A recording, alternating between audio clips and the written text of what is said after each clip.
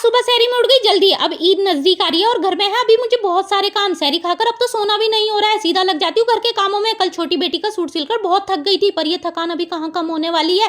बड़ी बेटी रात ही मुझसे नाराज हो गई, मुझसे बोली आपने उसका सूट तो सिल दिया, अब मेरा सूट भी आप ही सिलोगे।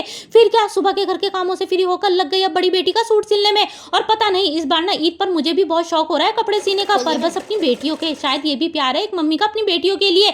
बस मैं भी यही सोचती हूँ हमारी ईद कैसी भी मने, पर बच्चों की ईद अच्छी से अच्छी मननी चाहिए। और वैसे भी ईद तो बच्चों की ही होती है, या फिर ये कहूंगी कि हमारी ईद भी वही बढ़िया होती थी जो हमने हमने ना बचपन में मनाई है। अब तो बस अपने बच्चों को कपड़े पहनाकर उनको देखकर ही खुश हो जाते हैं। मुझे शादी से पहले की ये बात बहुत अच्छे से याद है, जब हमारी मम्मी हमारे ईद के कपड़े सिलती थी तो हम उनके पास बैठकर ना यही पूछा करते थे, मम्मी मेरा सूट कितना सिल गया। और मोहल्ले में तो जैसे ना ईद वाले दिन कपड़ों का कंपटीशन होता था कि किसका सूट सबसे अच्छा होगा। इस कंपटीशन के चक्कर में ना मोहल्ले की कोई भी लड़की, चाहे अपनी कितनी भी पक्की वाली फ्रेंड क्यों ना हो, अपने ईद के कपड़े ना दिखा नहीं सकती थी, ये सोचकर कि किसी ने देख लिए तो ना पुराने हो जाएंगे। बस ईद वाले दिन ही सब एक से बढ़कर एक सूट पहनकर जब बाहर निकलती थी तो एक दूसरे को सरप्राइज कर देती थी। अब वो दिन कहाँ, अब तो पूरा महीना ना हम लोग ना कितनी एक्साइटमेंट रहती थी अपने ईद कपड़े लेकर। लेकिन अब ना, अब तो क्या है, अब बस ईद से 2 दिन पहले मार्केट जाओ और ले आओ रेडीमेड कपड़े।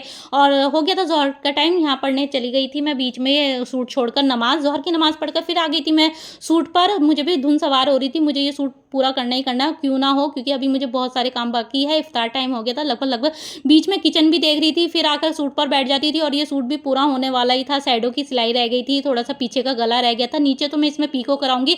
और अभी ना इसका मैंने बॉटम सिया नहीं है। बॉटम में कभी बेटी बोलती है मम्मी प्लाजो सिलो, कभी बोलती है ट्राउजर सिलो। आप लोग कमेंट में ज़रूर बताना इसमें इसके नीचे ना बॉटम में प्लाजो सिलना चाहिए या ट्राउजर सिलना चाहिए। और लगभग ये सूट पूरा हो रहा था तो मैंने सोचा इसको ना बेटी को पहना के देखती हूँ इसकी फिटिंग कैसे आई है। और मेरी बेटी इसे पहनकर बहुत खुश है और मैं भी बहुत खुश हो रही थी ये सोचकर।